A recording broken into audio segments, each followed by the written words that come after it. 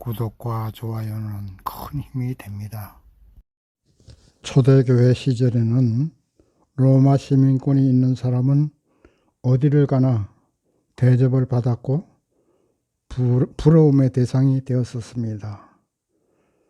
그런가 하면 오늘날은 미국 영주권이나 독일 영주권 등 선진국들의 영주권을 가지고 있으면 노후가 보장되고 부러움의 대상이 되기도 합니다. 그러나 로마 시민권보다도 미국 영주권보다도 더 귀하고 좋은 것이 바로 천국 시민권임을 믿으시기 바랍니다. 저와 여러분은 예수 그리스도를 믿음으로 천국의 영주권을 받았습니다. 그러나 우리가 우리나라 국민이면 우리나라를 위해서 세금을 납부해야 되고 우리나라를 잘 가꾸어야 되고 의무가 있습니다. 마찬가지로 미국 영주권도 있으면 그냥 영주권을 주는 것이 아니고 돈을 십억을 낸다든가 얼마를 내든가 아니면 뛰어난 기술이 있다든가 이런 게 있어야 영주권이 나옵니다. 이와 같이 어떤 영주권이 있으면 거기에 대한 의무가 있는 것처럼 우리가 천국 시민권을 받았다고 해서 끝난 것이 아니라 천국 시민으로서의 의무도 있는 것입니다. 오늘 본문 여호수아 18장은 지난주 17장에 이어서 영토를 분배하는 내용입니다. 이제 이스라엘이 가나안 땅을 정복함으로써 하나님께서 다스리는 천국을 차지했습니다. 그러나 가나안 땅이라는 천국을 차지했다고 끝난 것이 아니라 하나님이 다스리시는 그 가나안 땅 천국을 건설해야 될 책임이 이스라엘에게 있고 또 오늘 저와 여러분에게 천국을 건설해야 될 책임이 있습니다. 그래서 천국을 건설하려면 어떻게 해야 될까? 그것을 오늘 본문을 공부해 보면서 알아보겠습니다. 첫 번째, 천국을 건설하려면 하나님을 모셔야 됩니다. 오늘 여호수아 18장 1절 말씀 보시겠습니다. 이스라엘 자손의 온 회중이 실로에 모여서 거기서 회막을 세웠으니 그 땅이 이미 그들의 앞에 들어와 복종하였습니다. 아멘. 이제 이스라엘은 가나안 땅을 정복함으로써 천국 영주권을 받았습니다. 그리고 가장 먼저 한 것이 천국을 건설하기 위해서 하나님이 계시는 회막을 세웠습니다. 실로라는 그 땅에, 실로는 가나안 땅의 한 가운데쯤 됩니다. 실로에 하나님이 거하시는 회막을 세운 것이 천국 건설에 제일 먼저 한 이스라엘 백성들의 행동입니다. 바로 천국을 건설하려면 하나님이 다스리는 나라이기 때문에 하나님이 거하시는 회막을 설치해야 됩니다. 하나님이 다스리지 않는 나라는 천국이 아니죠. 그래서 이스라엘은 실로에 회막을 설치했는데 오늘날로 말하면 청와대쯤 되죠. 이 회막을 영어로 번역하면 The Tent of Meeting, 만남의 장막이란 뜻입니다. 하나님과 죄인들이 만나는 장소, 그것이 회막입니다. 제사장의 중재를 통해서 죄인들이 가져온 예물을 하나님께 예배드려서 죄를 용서받고 하나님의 다스림을 받는 장소, 그것이 회막입니다. 그렇다면 오늘날 저와 여러분이 천국을 건설해야 하려면 먼저 우리도 회막을 제일 먼저 설치해야 됩니다. 그렇다면 오늘날 회막은 어디입니까? 바로 예수 그리스도, 그분이 회막이십니다. 우리는 예수님을 통해서 하나님께 나아갈 수 있고 예수님을 통해서 죄를 용서받을 수 있기 때문에 예수님이 곧 회막입니다. 그래서 가장 먼저 우리 마음 속에 예수 그리스도를 모셔드리고 나 스스로가 먼저 하나님의 다스림을 받는 천국 시민이 되어야 됩니다. 그리고 나 하나만 그런 것이 아니라 내가 이제 온전히 주님의 다스림을 받는 예수 그리스도를 통해서 하나님의 다스림을 받는 천국 시민이 되었다면 나뿐만 아니고 내 가정, 내 직장, 내 사업체, 더 나아가서 국가와 세계를 하나님이 다스리는 천국으로 만들어야 될, 건설해야 될 책임이 바로 우리에게 있는 것입니다. 그러기 위해서는 하나님을 모시는 회막, 예수 그리스도를 한가운데 모셔드려야 됩니다. 우리 가정 한가운데 예수님을 모셔드리고 직장이나 사업체나 한가운데 예수님을 모셔드려서 예수님께 다스림 받는 그러한 가정이나 직장이나 사업체나 더 나아가서 국가나 사회가 세계가 되어야 된다 이 말입니다. 그래서 예수님께서 하신 말씀이 있습니다. 수고하고 무거운 짐진 자들아 다 내게로 오라. 내가 너희를 쉬게 하리라. 주님이 말씀하셨습니다. 우리 마음 중심에 예수님을 모셔드리고 그 예수님께 개인적인 책임이나 또 이 땅에 살아가면서 짊어져야 할 사회적인 책임, 그리고 또 내가 이 세상 살아가면서 힘들게 질 수밖에 없는 그 모든 책임들이 있습니다. 모든 걱정이나 고민, 살아가는 것에 있어서 모든 어려움, 이 모든 것을 우리 주 예수님께 맡기라는 말씀입니다. 그 모든 것을 예수님께 맡기고 평안한 마음, 또 감사한 마음, 기쁜 마음, 이것을 가지고 살아가는 것이 바로 천국 시민입니다.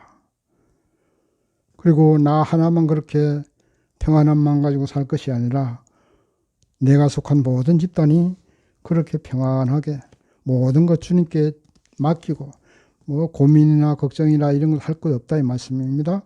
예수님께서 다 해결해 주시기 때문에 그 모든 것을 예수님께 맡기고 감사와 기쁨과 찬양이 넘쳐나는 그러한 삶을 살아가는 것, 그것이 바로 우리의 삶이 되어야 되고 또 우리의 가정이나 직장이나 사업체나 국가나 세계가 되어야 된다 이 말입니다. 그렇게 건설해야 될 책임이 우리에게 있다는 것입니다. 오늘날의 회막인 예수님을 우리의 가정과 우리의 마음속 한가운데 모셔드리십시오.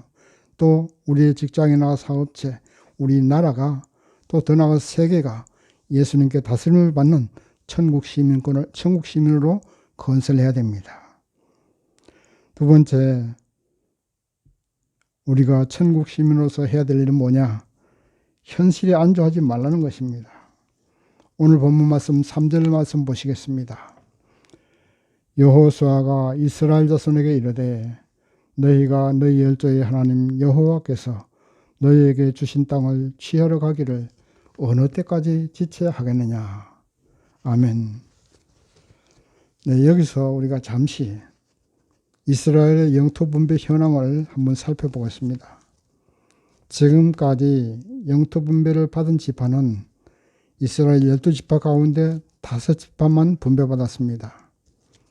요단강을 경계선으로 해서 요단강을 건너기 전에 요단 서편에는 르우벤 지파와 갓 지파 2지파고 그 다음에 므낫세 지파 중에 반, 이렇게 2지파 반이 영토를 분배받았고 그 다음에 또 가나안 땅을 건너서 요단 동편에는 유다 지파와 에브라임 지파, 그 다음에 나머지 므낫세 지파 중에 반, 이렇게 르우벤 지파, 갓 지파, 므낫세 지파, 유다 지파, 에브라임 지파, 이렇게 5지파만 땅을 분배받고 나머지 7지파,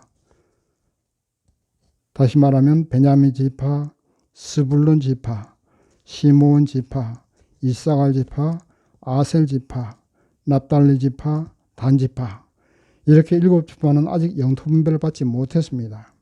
그런데도 7지파는 영토에 대한 애착이 별로 없었어요. 왜냐하면 당시에는 농경사회가 아니었기 때문에 유목민 시대이기 때문에 그들은 오늘 당장 양들에게 뜯어먹일 풀밭과 물이 있는 곳이면 그것으로 좋겠습니다. 영토에 대한 애착심이 별로 없었고 영토 분배에 대한 갈급함이 별로 없었습니다. 그래서 이 일곱 지파는 영토 분배를 그렇게 갈급해 하지도 않았고 요구하지도 않았던 것입니다. 그래서 여호수아는 이 일곱 지파에게 호통을 치는 것입니다. 너희에게 주신 땅을 취하러 가기를 어느 때까지 지체하겠느냐 하고 호통을 치는 것입니다.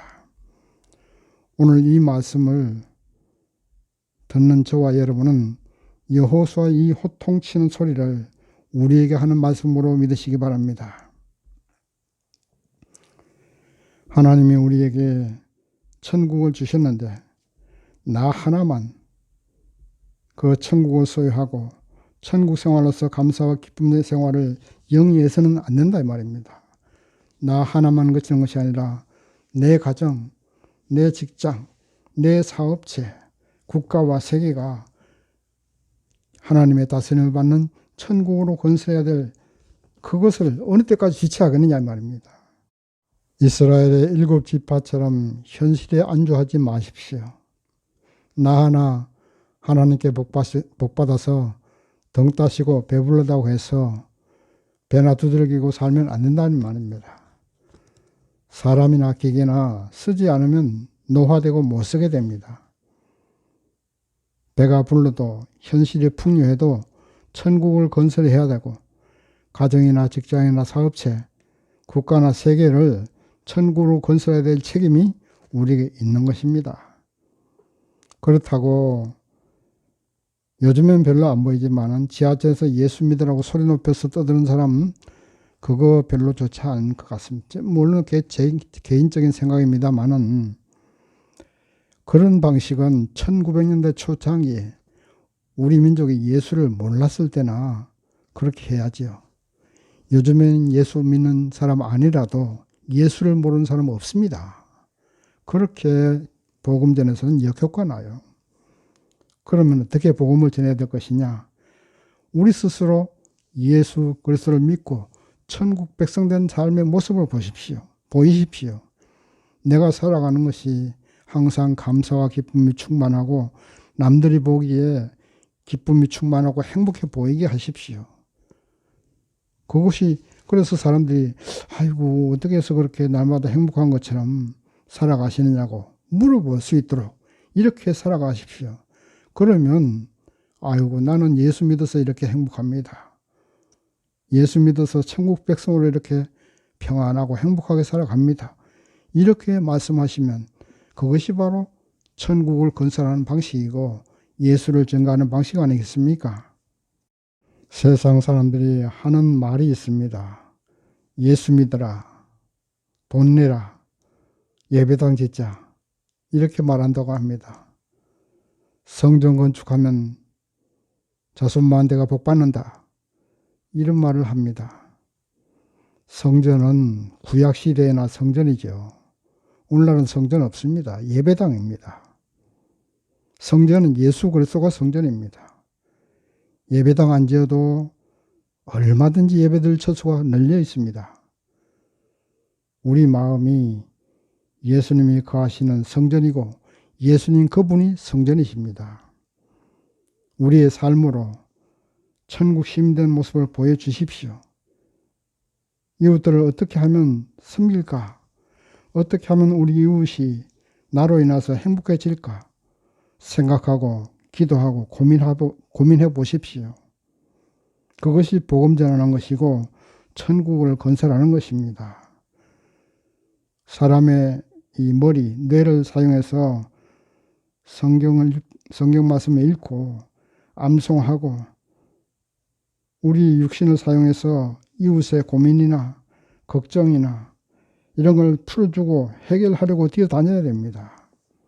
그렇게 활동할 때에 우리의 육신도 건강해지고 우리의 뇌도 좋아지는 것입니다. 사람이 늙으면 뇌도 늙는다고 하는데 내가 늙어지는 것은 사람이 늙는 것하고 상관없다고 합니다.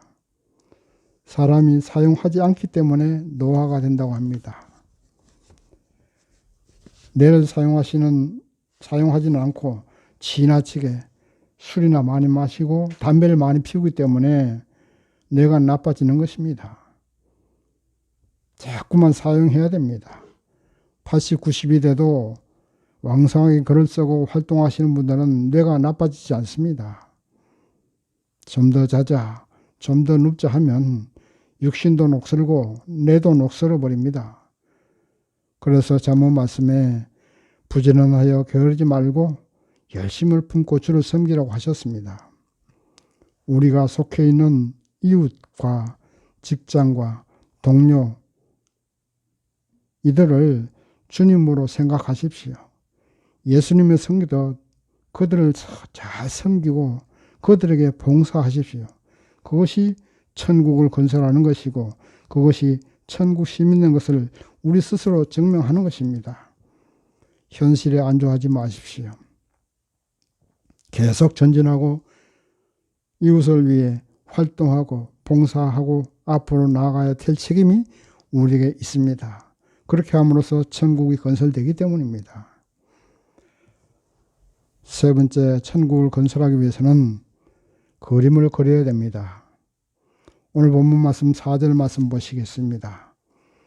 너희는 매 지파에 3인씩 선정하여 내가 그들을 보내리니 그들은 일어나서 그 땅에 두루 다니며 그 기업에 상당하게 거려가지고 내게로 돌아올 것이라.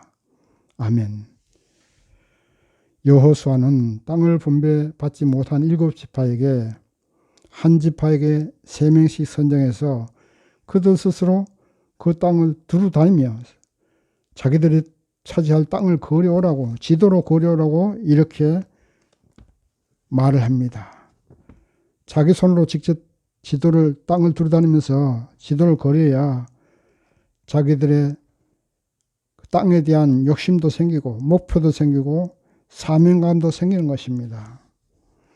우리가 목표를 성취하기 위해서는 전략을 세워야 하고 계획을 세워야 됩니다. 그것처럼 우리가 천국을 건설하기 위해서는 천국 건설할 목표와 전략과 계획을 세워야 된다 이 말입니다.